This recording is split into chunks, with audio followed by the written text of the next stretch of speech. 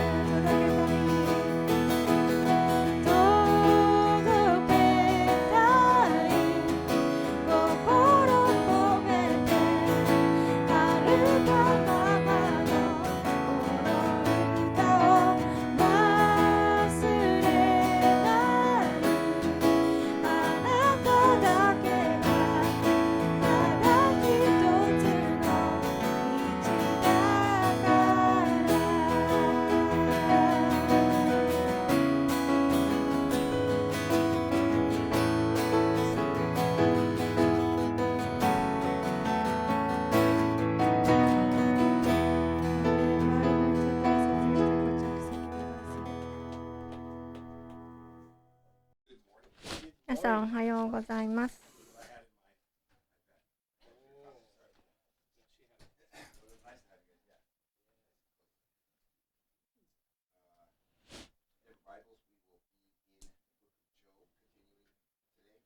今朝もヨブ記の学びを続けていきます。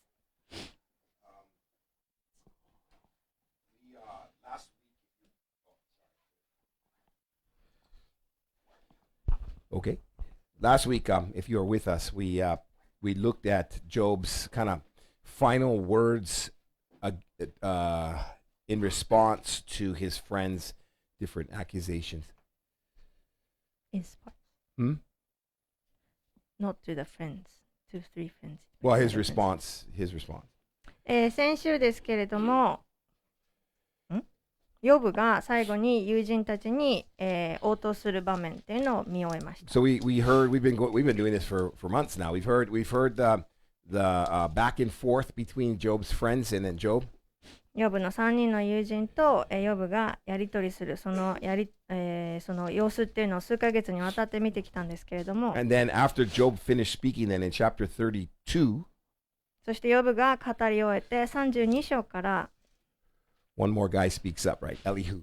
エリフという新しい人が出てきます。Elihu's a young エリフ fella, は、at 比 least in 較的 comparison 若 to い人。 Job and his friends. ヨブとその友人に比べれば少し年が若い。 And if you remember, if you're here last week, he basically said, I waited because I'm younger, out of respect for you guys. So in other words, he was there listening to this whole back and forth, basically. 先週お話ししましたけれども、このエリフという人は、自分が若いのを知っているので、年配である、ヨブとその3人の友人が語っている間は邪魔をせずにおとなしくしていたということで、そこに、その会話がなされているところにエリフもいたということが分かりました。 And now I gotta talk. で、エリフはじゃあ If 自 I 分 don't の talk, 前 I'm gonna burst. He literally says that, right? 自分もここで語らなかったら爆発してしまうっていうふうにして、語り始めたんです And ね。 he's gonna talk で、これから、語っていきます。for the next several chapters, actually. これから数章にわたって彼が語 We っていく we're 言 gonna 葉を見ていき we're ま looking す。 at last week, this week, next week. We'll still be looking at Elihu, maybe even the week after next. Actually, 先週、今週、来週、もしかしたらその翌週も、彼が語る言葉を見ていくかもしれません。 he's got a lot to say. たくさん喋りたかったんですね。 Too much, in my opinion. 喋りすぎてますけど。 If you have your Bibles, open up to Job chapter 33. We'll continue with Elihu's thesis, I guess. I don't know what to call it. Elihu's statement. ということで、今朝はヨブ記の33章から、このエリフという人が語る内容を見ていきます。 So I'm going to read the first 13 verses. We're going to march right through it. 33章の1節から13節まで読みます。 He says, But please, Job, hear my speech and listen to all my words. Now I open my mouth, my tongue speaks in my mouth. My words come from my upright heart. My lips utter pure knowledge. The Spirit of God has made me, and the breath of the Almighty gives me life. If you can answer me, set your words in order before me. Take your stand. Truly, I am your spokesman before God.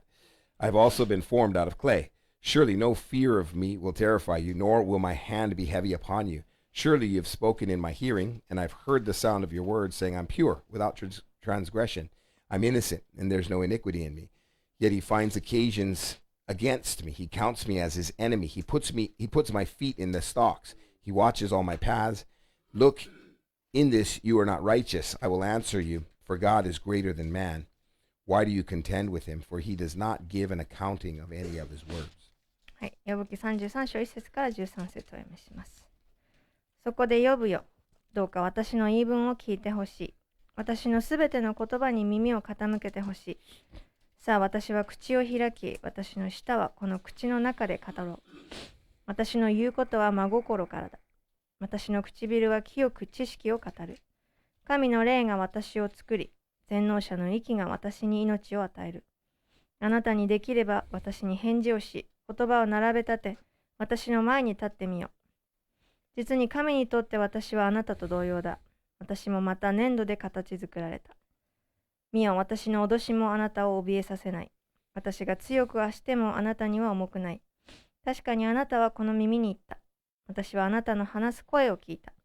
私は清く、背きの罪を犯さなかった。私は純潔でよこしまなことがない。それなのに神は私を責める口実を見つけ、私を敵のように見なされる。神は私の足に枷をはめ、私の歩みをことごとく見張る。聞け、私はあなたに答える。このことであなたは正しくない。神は人よりも偉大だからである。なぜあなたは神と言い争うのか。自分の言葉に神がいちいち答えてくださらないと言って。What we're going to find as we read more of what Elihu says is he's similar to the other guys. ここから、エリフが語っていく内容を見ていくと分かると思うんですけれども、3人の友人たちが語っていた内容とほぼ変わらないということが分かります。There's some really good truths about God that he says. 彼の言うことの中には、神様に関する、とてもいい真実も含まれているんですね。And we'll look at those. でそちらももちろん見ていきます。And then there's other things that he just misunderstands the situation like the friends do. ですが、友人たちと同じように、真実を、誤解しているっていう場面もたくさん見て取れます。And then some stuff he says just kind of makes me laugh I can't imagine myself saying it. Maybe he's a better man than I. 他の場所ではもう彼の言う言葉を見て笑わずにはいられないっていうところも出てきます。My lips utter pure knowledge. It's a pretty bold thing to say about yourself. 私の舌を、なんて私の唇は清く知識を語るなんて私からは出てきません。Pure knowledge from him. Oh man. But so anyway, he says in verse 5, if you can answer me, he says. 33章5節の中であなたに、私に返事をするなら私の前に立ってみよう。Elihu is basically kind of challenging Job, I think, to answer the things that he's about to say. ここでエリフはヨブに対して自分が言うことに対して答えてみなさいっていうふうに挑戦を投げかけてるんです。One interesting thing is that Job never does. Job never answers Elihu. ですが、ここから見ていくと分かりますけれども、ヨブはエリフの言うことに対して一切、応答していないということが分かります。We don't know exactly why.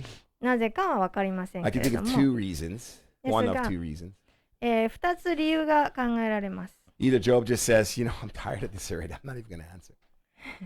1つ目はもうこんな言い争うの疲れちゃったよ、もういいよっていう感じなのかもしれない。Or this guy just doesn't stop talking and you can't answer. Sometimes there's people that just like to hear their own voices. もしくは、このエリフという人がずっと喋り続けるので、もう口を挟む、その隙間がないっていう。Verses 9 through 11, Elihu starts to recount some of the things that, again, remember, he was there apparently by what we're reading. He recounts some of the things that Job had said. で9節から11節の中では、ここ、エリフがその場面にいたんだなっていうのが分かりますけれども、ヨブが語っていた内容っていうのを、もう一回言い直します。He says in verse 9 there, you say, Job, that you're pure and without transgression. 9節の中で、私は清く、私は純潔でよこしまのことがないってヨブ言ってたよねっていうふうに言ってま But す。that's not exactly what Job had said, actually. ですが、ヨブが言ってた言葉とはちょっと違います。Job did defend his integrity. ヨブは自分の誠実さっていうのを、擁護してましたけれども、 But he never claimed to be perfect. ですが自分が完璧な人間だとは決して言っていませんでした。 And then he says, Job, you said in verse 11, he puts my feet in the stocks. で、11節では、神は私の足に枷をはめと言っています。Job actually did make these kind of claims about God 確かにヨブは神様に対してこういうことを語っていま in した。 chapter 13. 13章の中でそれが見えます。He accused God. One of the mistakes that Job makes is that he misunderstands his dilemma and thinks that the things that are happening to him are happening from God. ヨブが唯一間違えていることっていうのは、今自分に起きていることっていうのは神様から来ているんだ、神様が成している技なんだというふうに勘違いをしています。So Elihu's right here in the sense that Job kind of did accuse God of being out to get him. ですから、エリフはここでヨブが神様が、そういうふうにして物事を起こして自分をはめようとしているんだっていうふうに非難しているってことを非難している。Then he says in verse 13, he says, why do you contend with him? Job, why do you contend with God? で13節の中ではなぜあなたは神と言い争うのかというふうに。And this is one of Job's issues, I would say. 確かにこれはヨブの問題の一つです。He does kind of, in the things that he says as he's crying out to the Lord, I think he does kind of, hey, this is kind of unfair, God, ヨブが神様に対して叫び求めている中で、主に対して神様これは不公平ですっていうふうに確かに叫び求めています。God's going to eventually speak. で、いずれ神様が言葉を発するんですけれども、And when he does, one of the things that he's going to say to Job is in chapter 4. When God first speaks, he starts to speak to Job's friends. 神が言葉を発せられるとき、まず最初に友人たちに語ります。But he'll speak to Job. その後にヨブに語る。And one of the things he says to him で is その in 中で言っていること。verse 40, chapter 40, verse 2. ヨブ記の40章2節か He ら。 says, Shall the one who contends with the Almighty correct him? He who rebukes God, let him answer it. ヨブ記40章2節。非難する者が全能者と争おうとするのか、神を責める者はそれを言い立ててみよ So God is saying, I made you. う。神様はここで、私があなたを作ったんだよというふうに。 God doesn't owe us an answer, right? 神は私たちに必ず答えなければいけないってわけではないんで Again, す、 I ね。 don't think it's wrong to cry out to the Lord. It's okay to ask God questions, but God doesn't owe us an answer. He's God. もちろん私たちが神に叫び求めること、そして、質問を投げかけることっていうのは悪くないですけれども、それに対して必ず主が、答えてくださるわけではないんですね。なぜなら神は神だからです。 I suppose I shouldn't say I can only speak for myself, but there's times I think in which I contend over the situations that are in my life. Contend with God. Contend is a content. Like basically, no, contend. Like Contend. basically, Fight. why is this happening to me? 祈りの中で、私個人の話ですけれども、祈りの中で主に対してなんでこんなことが自分に起きているのかっていうふうに、Why now? 問期があります。 or whatever. なんで今なんですかとか。 And it's kind of silly actually to think about arguing with God. で、それを考えてみると、主と、議論するっていうのはちょっと愚かなことなんですね。Because he's God.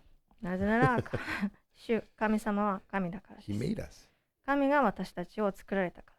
Romans chapter 9. ローマ書の9章。 Paul says it nice and eloquently. He says in verse 20, But indeed, O man, who are you to reply against God? Will the thing formed say to him who formed it, Why have you made me like this? Does not the potter have the power over the clay from the same lump to make one vessel of honor and another for dishonor? ローマ人への手紙9章20節21節でパウロがうまく語ってますけれども、しかし人よ、神に言い逆らうあなたは一体何ですか？形作られたものが形作ったものに対して、あなたはなぜ私をこのようなものにしたのですかと言えるでしょうか？陶器を作るものは同じ土の塊から尊いことに用いる器でも、またつまらないことに用いる器でも作る権利を持っていないのでしょうか？ I don't think that Paul is trying to say that God's out there making bad people. パウロはここで神様が、悪いものを形作られているって言ってるわけではありません。 But rather, be careful when we question him, because most of the times that we do that is because we just simply don't understand what he's doing, what God's doing. ですが、そういうふうに質問を投げかけるときに気をつけなさいと。なぜなら、神様が今何をなされているのかっていうのをただあなたが理解していないだけだから。Again, I think God wants us to cry out to him. 神様は私たちに主に叫び求めてほしいと願 He's って a おら compassionate れる。 God that wants to answer our prayers. そして、主は思いやりのある方ですから、その祈りに応えられたいと願う方です。 But very often we just don't understand the situation. ですが、ほとんどの場合、私たちが単純にその状況を理解できていないっていうことが起きている。And in a way, I think that's a good thing, huh? で、考えてみたらそれはいいことじゃないかなという Imagine ふうに if I 思い could ます。 stand up before, my lips are pure knowledge. I know everything about God. 私はもう知識にもう溢れているから神様のことを全部知っているっていう That の would ならば、 make God pretty small, そしたら私たちの仕えている神というのがすごく小さい神になっ Right? て Does しま that い make ますよ sense, ね。 right? If we could come to the realization that we understand everything about God, then he's no longer above us, if that makes sense. もし私たちが神のことをすべて理解できるようになってしまったら、神様は私たちよりも偉大な方ではなくなってしまいます。Let's continue, verses 14 through 18. それでは14節から18節。For God may speak in one way or in another, yet man does not perceive it. In a dream, in a vision of the night, when deep sleep falls upon men, while slumbering on their beds, Then he opens the ears of men and seals their instruction in order to turn man from his deed and conceal pride from man. He keeps back his soul from the pit and his life from perishing by the sword. 14節から18節を読みします。神はある方法で語られ、また他の方法で語られるが、人はそれに気づかない。夜の幻と夢の中で、または深い眠りが人々を襲うとき、あるいは寝床の上でまどろむとき、その時神はその人たちの耳を開き、このような恐ろしい形で彼らを怯えさせ、人にその悪い技を取り除かせ、人間から高ぶりを離れさせる。神は人の魂が読みの穴に入らないようにし、その命が槍で滅びないようにされる。So Elihu says to Job, God may speak. 神様は語られるかもしれないっていうふうにエリフはヨブに言っている。And he will speak. He does speak. 神様はそのようにして語られます。Elihu mentions that God sometimes speaks through dreams or visions. 夢や幻の中で主は語られるというふうにエリフは言っています。 God's not silent. 神様は、常に黙っておられる方ではありません。And I would say there's in some ways, it's more difficult to hear God's voice in some ways for us today. But in other ways, it's actually quite easier for us to hear God's voice today. 今日の中で神様の声が聞きにくい時も、以前に比べたら聞きにくい時もあれば、聞きやすい時もあると思うんです、ね。What makes it difficult now compared to the past probably is the fact that we've just got so much distracting us from hearing the voice of God. There's so much going on. 神の声が聞けない難しい、理由の一つっていうのは、今日は本当にいろんな邪魔が入ってくる。そのことによって神の言葉が聞きにくいってことがあります。Right, just scroll down and it pops up. You got all the new stuff that's going on. There's so much out there. There's so much noise. 指でこうやって一つ下げるだけでいろんな情報が入ってきて、それに惑わされてしまう。But on the other hand, it's easier for us today, I think, than in times past because we have His Word in front of us. で、主の言葉が聞きやすい理由の一つっていうのは、主の御言葉が詰まっているその本を私たちは手にしているからです。If you're sitting there thinking, God, speak. God, I can't hear you speak. 神様、あなたの言葉が聞こえません。どうぞ語ってくださいって思っていて。Dust that Bible and open it up. And there lies the words of God. 皆さんがただしなければいけないのは、聖書の上の誇りを払うことだけかもしれません。So it's not that He's not speaking, it's whether or not we're listening. ですから神が語っておられないのではなくて、皆さんが聞いてないのではないでしょうか。Then he says verse 18, he says he keeps back his soul from the pit. What a beautiful verse. 18節の中で神は読みの穴に入らないようにされると。One of the purposes of God speaking is to keep people from their own destruction. 神が語られる理由の一つっていうのは、私たちが破滅に向かわないようにされる。And that's in life in general, to keep us from doing dumb things in this life. それは私たちが愚かなことをしないようにされることもあれば。But the ultimate pit he's trying to keep us from, the pit that separates us from God, right? Hell itself. ですが、究極に言えば私たちが、その地獄の穴に行かないように、神様と引き離されることがないようにされているんです、ね。Jesus is referred to as the Word of God. イエス様っていうのは、神の言葉であるというふうに言われています。Jesus' purpose is to save. イエス様の、目的っていうのは私たちを救うことでした。God speaks to us through Jesus in order to keep us from destruction. 私たちがそういった邪魔に惑わされないように、神様はイエス様を通して語られるんですね。Let's continue. I'll read 19 through 28. 19節から28節まで。Man is also chastened with pain on his bed, and with strong pain in many of his bones, so that his life abhors bread, and his soul succulent food. His flesh wastes away from sight, and his bones stick out which once were not seen. Yes, his soul draws near the pit, and his life to the executioners. If there is a messenger for him, a mediator, one among 1,000, to show man his uprightness, then he's gracious to him, and says, deliver him from going down to the pit. I've found a ransom. His flesh shall be like a child's. His flesh shall be young like a child's. Sorry. He shall return to the days of his youth. He shall pray to God, and he will delight in him. He shall see his face with joy. for he restores to man his righteousness. Then he looks at men and says, I've sinned and perverted what was right and it did not profit me. He will redeem his soul from going down to the pit, and his life shall see the light. 19節から28節まで。あるいは人を床の上で痛みによって責め、その骨の多くをしびれさせる。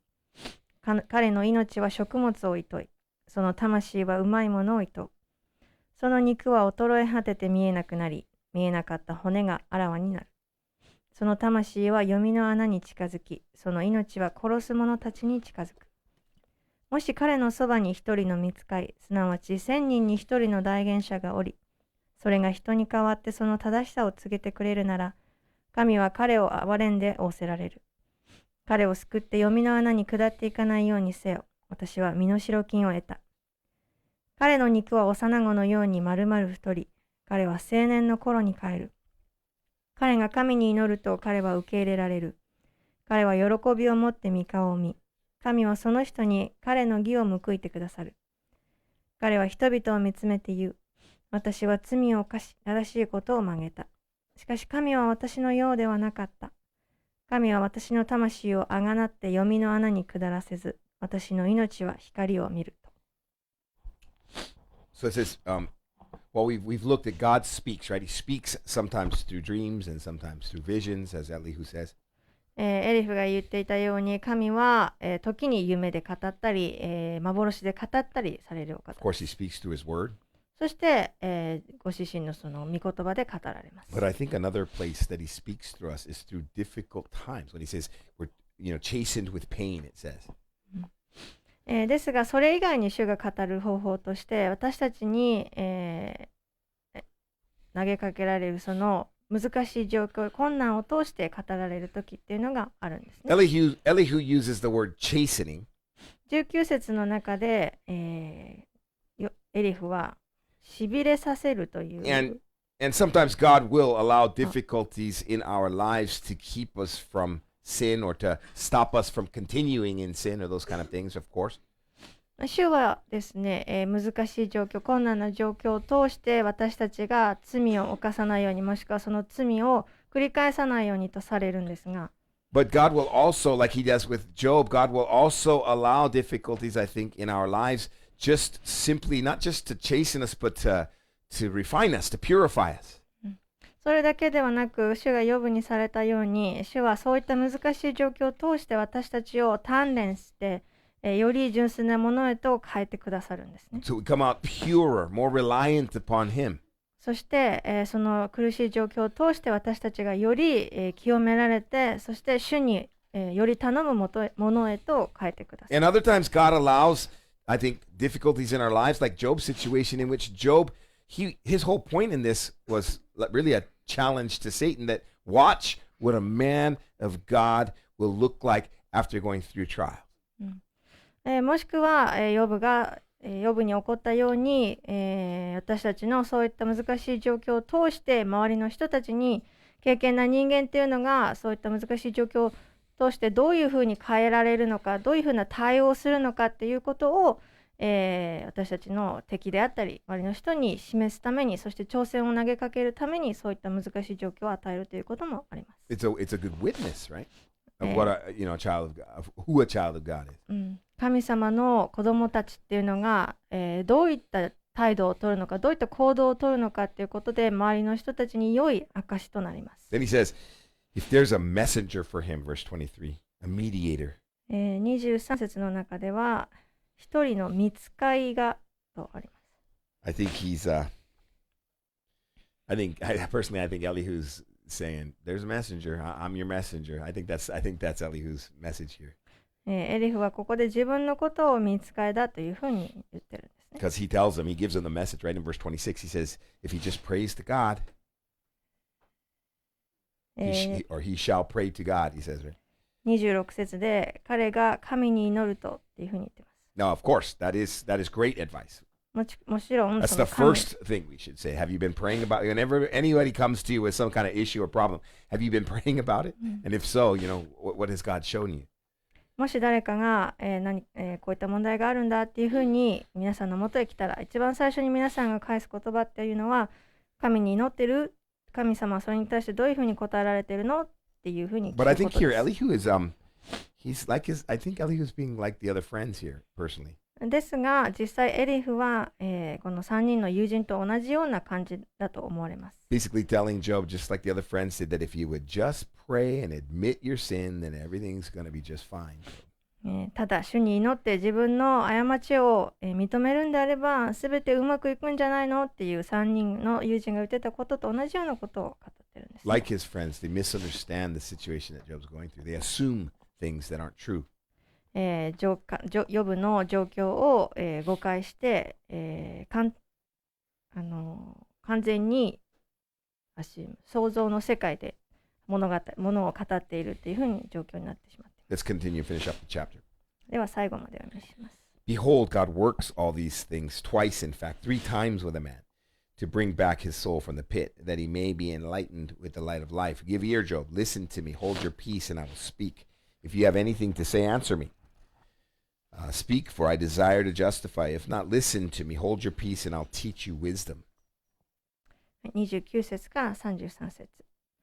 見よ、神はこれらすべてのことを2度も3度も人に行われ、人の魂を闇の穴から引き戻し、命の光で照らされる。耳を貸せ呼ぶ、私に聞け。黙れ、私が語ろう。もし言い分があるならば私に言い返せ。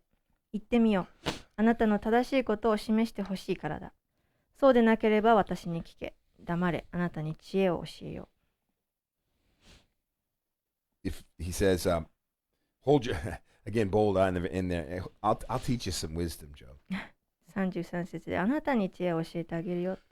And he keeps saying, like as if he's going to talk, but he says, hold your peace, hold your peace. I don't really think Elihu gives Job much opportunity to speak up. He just wants to speak. エリフは、繰り返し、言い分があるなら言い返しなさいっていうふうに言ってるんですけれども、実際はエリフは、その言い返す隙を与えていないということが分かります。 Let's move into 34. I'll read the first 9 verses. では34章に入って1節から9節をお願いします。 It says, verse 1, Elihu further answered and said, Hear my words, you wise men, give ear to me, you have knowledge, for the ear tests words, and the palate tastes food, as the palate tastes food.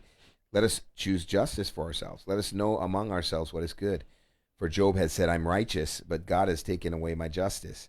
Should I lie concerning my right? My wound is incurable, though I'm without transgression. What man is like Job, who drinks scorn like water, who goes in company with the workers of iniquity and walks with wicked men? For he has said, it profits a man nothing that he should delight in God. 34章1節から9節。エリフは続けていった。知恵のある人々よ、私の言い分を聞け。知識のある人々よ、私に耳を傾けよ。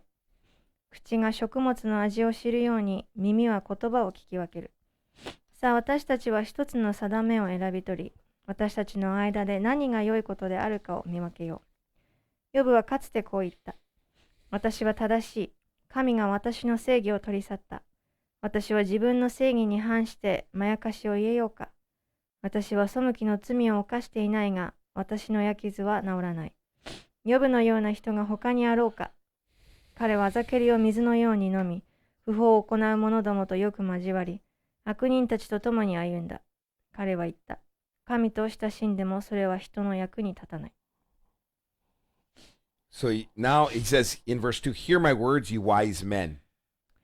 2節の中で、知恵のある人々よ、私の言い分を聞けというふうに言っています。I'm imagining, I may be wrong, I don't know, but that Job and his friends are in the company of Elihu. He's speaking to all of them. もしかしたら間違っているかもしれませんけれども、知恵のある人々を聞きなさいっていうのは、ヨブとその友人の3人の友人に対して語っているんだと思います。And it seems like he's addressing Job's friends now.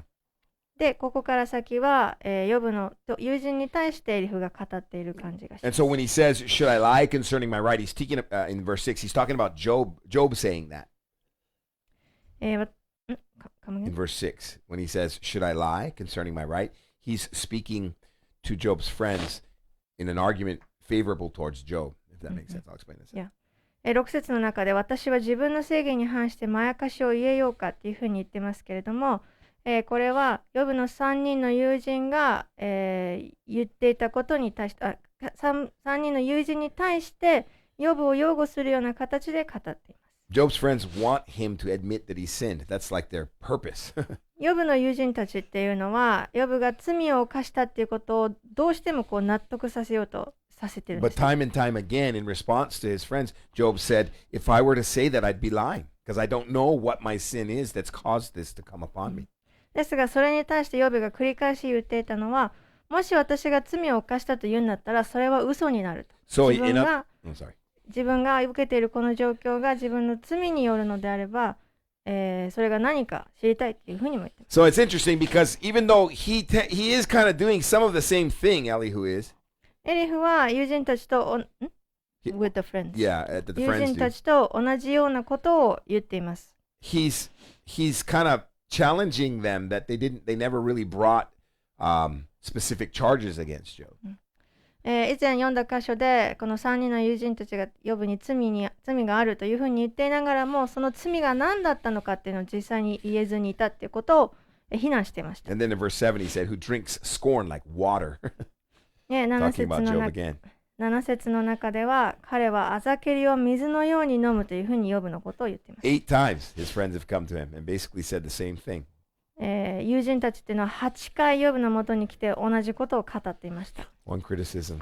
It's like, I'm used to it, guys. 非難をこのようにヨブは、水のように飲んでいたっていうふうに言ってるんですね。It's interesting when I'll talk about this at the end too, but when you think about it, Job's trials. メッセージの最後の方でもお話ししますけれども、ヨブが通ってきたこの苦難のことを考えると、Of course, I can't even possibly begin to imagine what losing your whole family would be like. That's horrible. 自分の家族をほとんど一日にして失ってしまうっていうそんな、悲劇っていうのをもう想像することさえもできません。But some of the other stuff that he lost in terms of his wealth and his status and his health.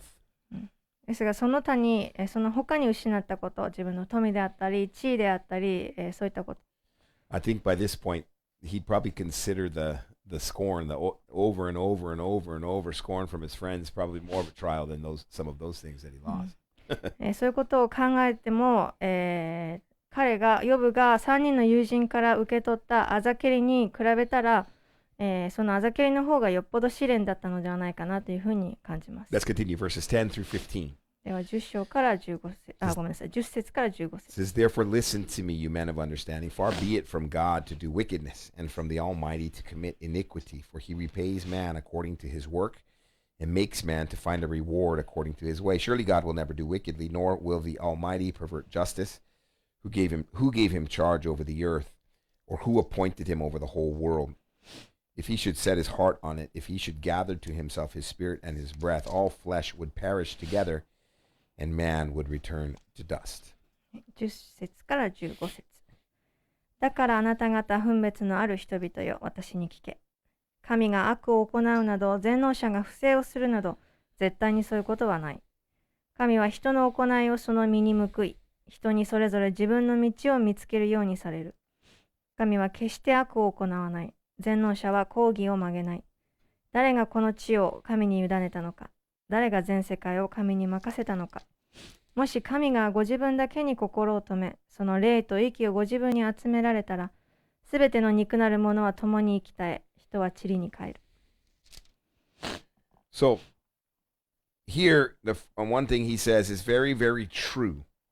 ここで、エリフが語っていることの一つは真実です。In verse 12, he says, God will never do wickedly.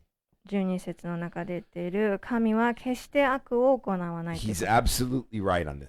God is good always. 神が、常に良いお方であられるっていうのは、本当に真実です。God isn't wicked and he doesn't do anything wicked. 主は、決して悪を行わない悪な方ではありません。1 John 1:5. 第一ヨハネの1章5節。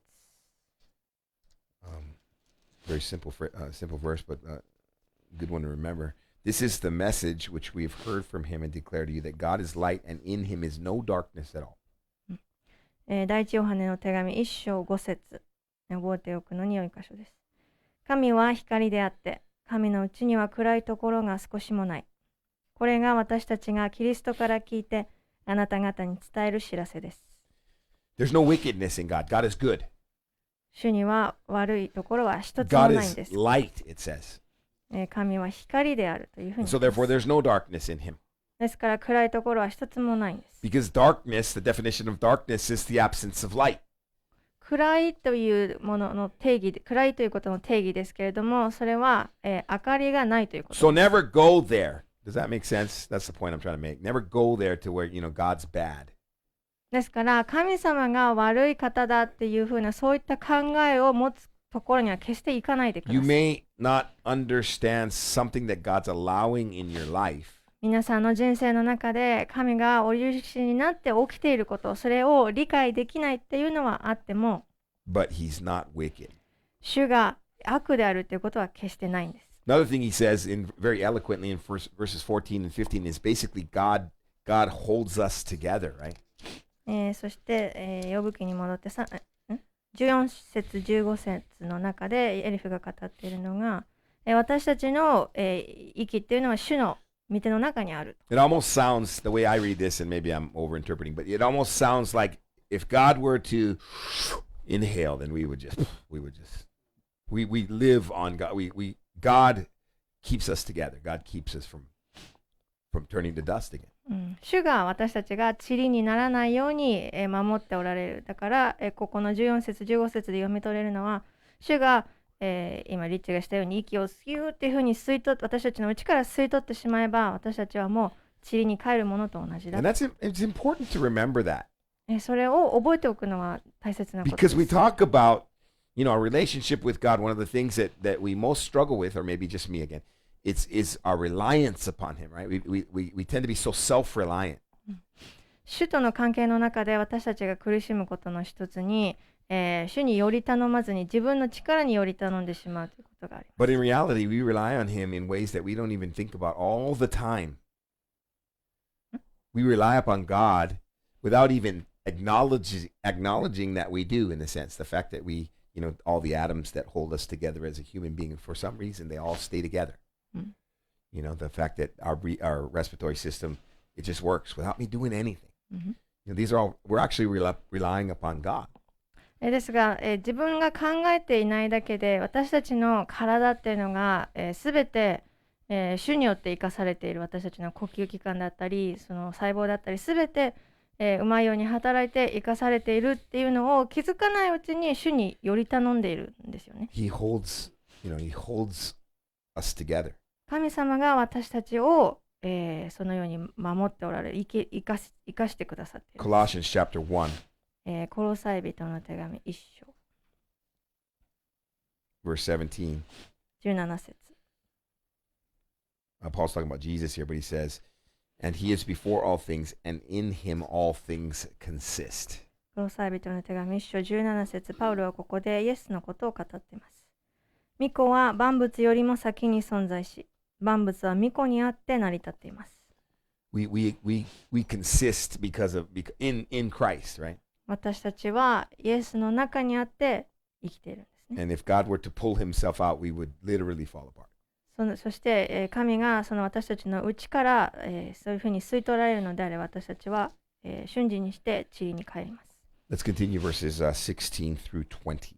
では16節から20節までお読みします。 If you have understanding, hear this. Listen to the sound of my words. Should one who hates justice govern? Will you condemn him who is most just? Is it fitting to say to a king, you're worthless, and to nobles, you're wicked? Yet he is not partial to princes, nor does he regard the rich more than the poor, for they're all the work of his hands. In a moment they die. In the middle of the night, the people are shaken and pass away. The mighty are taken away without a hand. 16節から20節。あなたに悟りがあるならこれを聞け。私の話す声に耳を傾けよ。一体公義を憎む者が治めることができようか。正しく力ある方をあなたは罪に定めることができようか。人が王に向かってよこしまなものと言い、高貴な人に向かって悪者と言えるだろうか。この方は首長たちをえこひいきせず、貧民よりも上流の人を重んじることはない。なぜなら彼らは皆神の御手の技だから。彼らは瞬く間に、それも真夜中に死に、民は震えて過ぎ去る。強い者たちも人の手によらないで取り去られる。So first he's accusing in verse 17, I think, Job of condemning God. 17節の中でエリフはヨブが、神のことを罪に定めているというふうに言って I don't 非 think 難 this して is るんですね。 accurate. I mean, Job did question God and he cried out to God, but I don't know. I would go far as to say that Job condemned God. ですがこれは正しくないと思います。ヨブは一度として神を罪に定めていることはないと思います。 Then he says, he's not partial to princes. He's talking about God here. In verse 19. 19節ではこの方は主張たちをエコひいきせずというふうに、この方っていうのは神のことで This す is ね。 true. それも真実です。 This is absolutely true. God shows no partiality to us. 神様は決してエコひいきをされる方ではありません。 Our status or our wealth or any of that stuff means nothing to God. 私たちの地位だったり富っていうのは神様には全く、神様は気にかけられない方です。 You go to Tamarayan here. たま It's に interesting. I moved into this town, and it's like this town is known for dead stuff. え Death. この町に引っ越してきて気づいたのは、この町っていうのは死人の町だっ They たんで just す。 sell things related to. You walk down the street, and there are a bunch of places that sell things related to funerals. Right? 駅から、この瞳街道を歩いていくと、そのお墓に関連する商品がずっと売られてますよね。 Because there's a graveyard that has 500,000 people lying in there. 50万人の人が眠っている、その墓地があるからです。 And there's some super nice gravestones. You see, have you walked through Tamarayan? で There's like full-on life-size statues of people. Yeah, sitting in a chair right now. でタマレーンの中歩いたことがある人は気づくかもしれませんけれども、本当に等身大の今やったようなこんな像がある墓地もあります。 But I tell you what, if you go, you search through all of those graves, and you find the most unkept grave of them all, the tiniest little, most unkept one. ですが、その墓地を歩いていって、その中で最も誰にもお墓参りをされていない墓地を見つけたとして、 And you go to the most elaborate one, そして、一番華やかなところに and 行 you ったとして open them up. They're Yo. going to look exactly the same. 両方開けてみると、両方同じものが入ってるんですね。 There's no, and nobody's going to walk and stand before God wearing their princely garb. You're not going to, you're wearing a prince. Hey, I was a prince. Did you know that guy? Nobody's going to do that. 私たちが死んで主の前に立つとき、誰も私はかつて主張だったんですよ、王だったんですよって言って、その王の王冠をつけて立つ人は誰一人としていないんです。 Because we're all the work of his hands. なぜなら私たちは皆、その主の御手によって形作られたものだ And から in a です。 moment, they die in the middle. This is eloquent. It's sad, but it's eloquent, right? In the moment they die, in the middle of the night, they're gone, basically, right? 悲しいけれども正しい事実っていうのは、私たちは、息を引き取った瞬間、They just, in a moment, people die, 一 right? 瞬 In に the して middle of the 私 night. たちは、真夜中に息を引き取るような感じで、死ん And でい you くん know, です。 really interesting when you think about it is here we are, and we're far, far, far more advanced, technologically than they were back then. で、考えてみると、この当時に比べると私たちっていうのは本当に技術的に進歩した日々 And を過 we've ごしていますけれ and ど、 praise the Lord for that. And there's things that they've developed and been able to extend life a bit longer. そういった技術っていうのは主を褒めたたえたいと思うんですけれども、延命するような、装置っていうのもたくさんあります。 But not much longer, actually. ですが、何年も生きられるわけではないんですね。 And in the end, it's the same as it was then. In a moment, we die. で、死ぬ時っていうのは、この聖書の当時の人たちと一緒で一瞬にして息を引き取って死んでいくん And で it's す。 in that moment that we're face to face with the Lord, で、その瞬間私たちは、主の御前に立つんですね、 facing eternity. そして永遠を、そこから生きていくんです。 Remember, it's good to remember those things, right? Everything that we see in front of us, it's so fragile. It's so frail.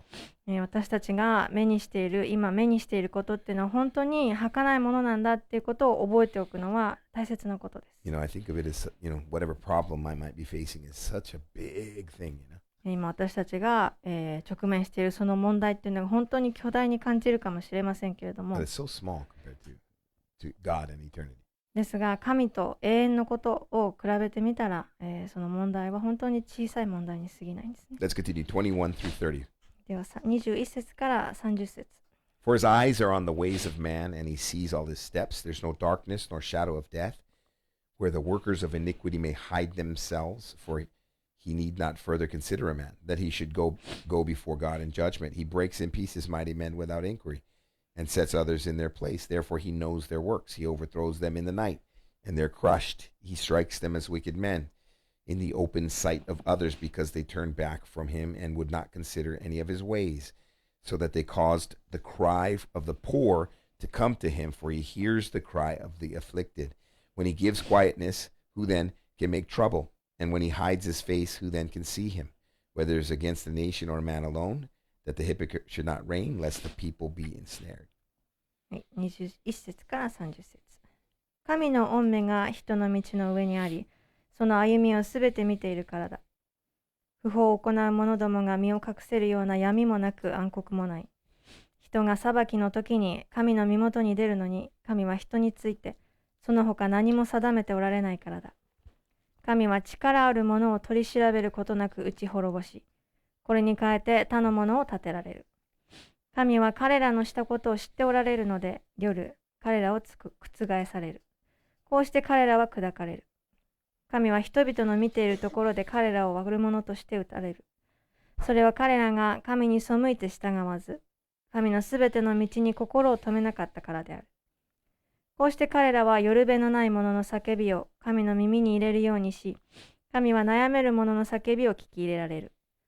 神が黙っておられるとき、誰が神を咎めよう。神が御顔を隠されるとき、誰が神を認めよう。一つの国民にも一人の人にも同様だ。神を敬わない人間が治めないために、民を罠にかける者がいなくなるために。So Elihu is kind of continuing on the theme of God's perfect justice here. エリフはここも引き続いて神様の完璧な義というのを語っていま With す。 the idea that nothing that man does escapes the eyes of God. 人々がする、人間がすることっていうのは神の目から隠されることは決してないということを言っている。 Going back to what I just talked about a second ago, this life is so short, but there's so many in this life that think that what they accomplish in this life, even if it's under evil means, well, nobody, it doesn't matter. They're not gonna have to account for it. 先ほど私たちの人生は短い、儚いということを話しましたけれども、この世で私たちが成し遂げること、それが悪いことであったとしても、それが、なんだっけ、that they think that they'll get away with it, but it's not true. そしてそういったことから、逃げられるというふうに彼らは思ってますけれども、それは正しくないんですね。God sees. 神様はすべて見ておられ And ま God す。 hears. He hears the cry of the afflicted, it says in verse 28. そして、神は悩める者の叫びを聞き入れられるというふうに28章の中で There 言 are って a い lot ま of す。terrible injustices that take place in this world. 今この世の中で本当にひどいこと、正しくないことが起こっています。 And God hears the cries. ですが、その中で悩める人の声、叫びっていうのを主は聞いておられます。Let's continue. I'll read verses 31 through 37. はい、では We'll finish up 31 the 節 finish か up ら the chapter. 最後までお読みし We're ま almost す。 done. For as anyone said to God, I have borne chastening, and I will offend no more. Teach me what I do not see. If I have done iniquity, I will do no more. Should he repay it according to your terms? Just because you disavow it, you must choose and not it. You must choose and not I. Therefore speak what you know. Men of understanding say to me, wise men who listen to me. Job speaks without knowledge. His words are without wisdom. Oh, that Job were tried to the utmost, because his answers are like those of wicked men. For he adds rebellion to his sin. He claps his hands among us and multiplies his words against God. 31節から37節。神に向かって誰が言ったのか。私は懲らしめを受けました。私はもう罪を犯しません。私の見ないことをあなたが私に教えてください。私が不正をしたのでしたらもういたしませんと。あなたが反対するからといって、神はあなたの願う通りに報復なさるだろうか。私ではなくあなたが選ぶがよい。私の知っていることを言うがよい。あなたの知っていることを言うがよい。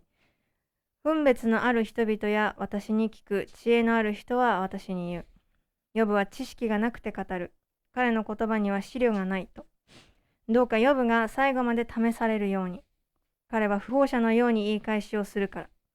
彼は自分の罪に背きの罪を加え、私たちの間で手を打ち鳴らし、神に対して言葉数を多くする。So he, in verse 33, I mean, this is really, really important, I think. Again, I mentioned this several times, but Elihu misunderstands Job's situation. 33節、重要なことが書いてありますけれども、エリフもヨブの状況を勘違いしています。But what he says here is good for us to grab, I think. This will be the last thing I'll mainly talk about. ですが、ここに書いてあることっていうのは私たちがしっかり理解しておくのにいい It こと says, で should he す。repay it? Talking about God, should he repay it according to your terms? 33節で、神はあなたの願う通りに報復なさるだろうか。So, hey, Job, do you think that God's going to play by your rules? Is basically what he's saying. ヨブ君よ、あなたのルールに従って神様がことをなされるだろうかっていうふうにエリフはヨブに対して語っていま I す。think this is something that many of us attempt to do today. 今日私たちの多くが、それをしようとして Is しまいます。 basically expect God to play by our rules. 私たちの勝手なルールで神様が働かれると期 Well, I 待す don't るん like です the ね。 idea of God being just and judging sin. 神様が正しくて罪を裁かれるのが So 嫌だから、 I'll just leave that part of God out of my religion. だから私の宗教のその考えの中からそれだけは抜いておこう。You know, I'm born this way. Why would a loving God allow me to be born this way and then be mad at me for doing the things that I was born to do? 私はこのように生まれたのに、そして神が愛する、私たちのことを愛する神がこのように私たちを作られたのに、それに対して、なんつった Why would God get mad at me for just being who I am? 自分が That's what the argument is, right? For much 自 of the 分があり behavior. のままでいる。Why is God? Why would mad at me? God? So in other words, why would God? He made me like this. Why would God be mad at me if I lived the way that I live? 神様が自分をこのように作られたのだから、私がこうしていても神様が、私に対して怒ることはないんじゃないか。 And that's what we're doing. We're having God go by our rules, right? ですから自分が勝手にルールを作ってその中に神を当てはめようとしてしまうんで But すね。He's God. ですが神は神 We です。 play by His rules, 私たちは神のルールに従って動くん and で we're す。 lying to ourselves if we think otherwise. そうでなければもう完全に自分自身に頼っているのと同じ You で know, す。 you think of there's statements. There's really, really clearly understood statements in the Scripture that are very narrow. 聖書の中にはそういうことに関して本当に明確に語っているところがあります。 And we don't like that, you know. We want to be free. ですがそれが好きじゃなくて自由になりたい。 Jesus said, I'm the way, the truth, and the life. Nobody comes to the Father except by me. John 14:6. イエス様は私がなんだっけ道であり、真理であり。真理であり、道であり、命である。私を通してではなければ。He says, he just made it super narrow, right? He just said, no one comes to the Father, the one who created you, except through the person, Jesus Christ. That's what Jesus said. 私を通してでなければ誰一人父の身元に来ることはありません。神様、イエス様はそのようにして、本当にこの狭い道を通してでなければ、父の身元に行くことはできないっていうふうにされて So we have to look at that verse and we have to say, okay, Jesus is either telling the truth, he's lying, or he's crazy and he thinks he's telling the truth, but he just doesn't know what he's talking about. ですから、ここの箇所を取って私たちが、決めなければいけないのはイエス様が真実を語っているのかもしくは完全な嘘を言っているのかということを、私たちは選ばなければいけ It ない can't です be ね。 anything else. それ以外に選択肢はないんです。 So therefore, he can't be numbered amongst many. Does that make sense? He can't be numbered amongst many good people or good prophets because if he's lying, just straight up lying to us, then we ought not follow him. ですから、他の数いる預言者とか数いる、いい人のうちの一人にイエス様をしてはいけないんですね。もし神様がごめんなさい、イエス様が嘘を言っているのであれば私たちは、if he's lying, We ought not follow him. それに、それについていくことはしません If he's a lunatic, we ought not follow him. もしイエス様が、ルネティックって気違いで、Crazy person. おかしい人であれば私たちは従うべきではない。We don't make the rules. God does. 私たちがルールを作るのではなくて、神様がルールを作られるんです。And then now he's at the end. He's accusing Job basically of being an angry old man. そして最後にはエリフはヨブ He's の just a ことを mean, angry guy, Job. ただの年寄りで、意地悪な男だというふうに非難しています。Clap your hands at us while we're talking. 私たちの間で手を打ち鳴らしというふうに言っています。And verse 36 is kind of a harsh thing. He says, I hope you get whatever you deserve, basically, right? Oh man, that Job were tried to the utmost. 36節では厳しいことを言ってますけれども、どうかヨブが最後まで試されるようにというふうに言ってます。So here, as were the others, friend number 4 is blaming Job. ですから、エルフもここで友人の4人目として、ヨブのことを非難しています。And I don't know about you, but I imagine Job is, man, if I were Job, I'd be like, gosh, is this ever going to end? もし私がヨブであれば、もう本当にこれいつまで続くのかな、終わることあるのかなっていうふうに考えると思います。And trials are like that. で私たちの試練っていうのもこんな形です。For us, oftentimes the best thing about a trial, we look when a trial comes, the best thing about a trial is when it ends. We want it to end. When is it going to end? God, could you tell me so at least I know how much time I'm going to have? 試練が訪れた時に私たちが一番考えるのはこれはいつ終わるんだろうか、神様これがいつまで続くのか教えてくださいっていうふうに思うんですね。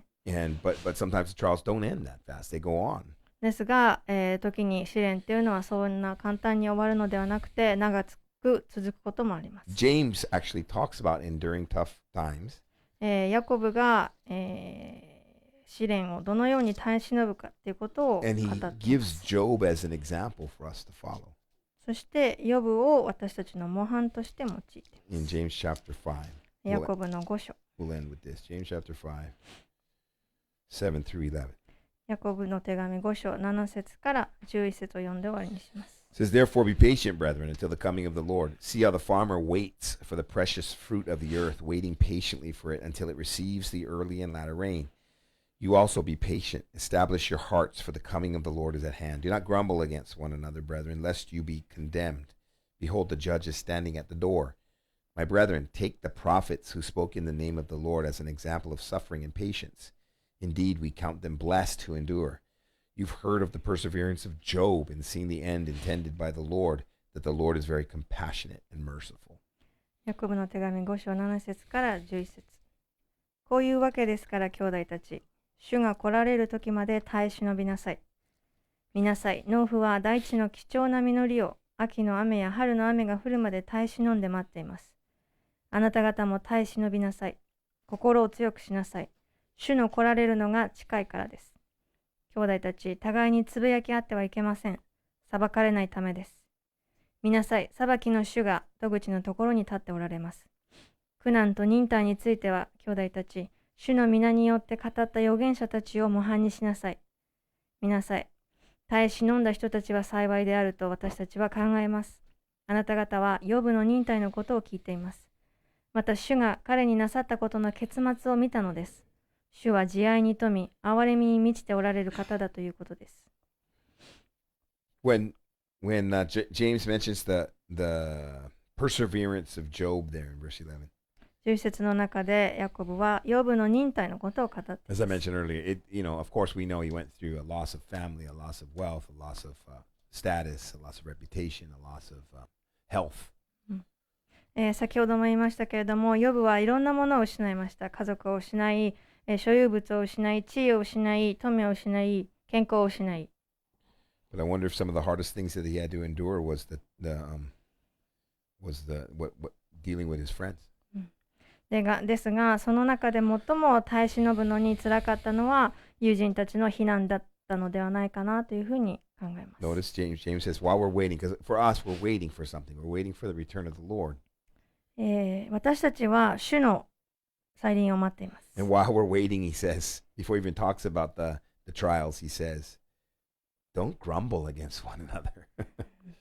in verse 9. 9節の中で試練のことを語る前にヤコブは互いにつぶやき合ってはいけませんというふうに言っています。God's allowing trials in our lives to refine us and to purify us. I think give us clear vision and perspective. 主が私たちに試練を与えるのは私たちを鍛錬するためで、私たちに違う視野を持つようにとさせるためです。And if that's happening, if we allow that to happen, if we allow our lives to be refined, I think that we'll find ourselves less complainers. We won't be as, you know. でもし私たちがその鍛錬を、受け取るのであれば、私たちはつぶやくのをやめると思います。Stop grumbling. ですからつぶやくのをやめてくだ How さい。 do we stop grumbling? どうやってやめるのか。Look, what are we waiting for? Remember what we're waiting for. What are 何 we を going through? What we're going through for? 何を待っているのか、そして何のためにこの試練を通っているのかっていうのを思い出してください。 The return of the Lord.